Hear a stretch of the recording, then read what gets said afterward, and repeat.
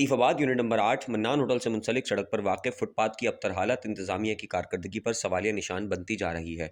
Footpath शदीद टूट फूट का शिकार है, जबकि कचरे के ढेर फुटपाथ की खूबसूरती में चांद पर दाग लगने के बराबर हैं। इसके अलावा फुटपाथ की बाउंड्री वॉल भी टूटी हुई है, जिसके बाइस कचरे के ढेर फुटपाथ से निकलकर सड़क पर फैल रहे हैं। अलावा अज़ी है कि फुटपाथ पर मिट्टी के ढेर भी जमा हैं, जिससे माहौल आलूदा हो रहा है, जबकि गंदगी और गिलाज़त के ढेरों के बायस इलाके में ताफ़ुन और ख़तरनाक बीमारियां फैलने का खदशा है। इलाका मकीनों ने अरबाब इख्तियार से पुरजोर अपील की है कि फुटपाथ की मुरम्मत करवाई जाए और कचरे के ढेरों की सफाई करवाई जाए।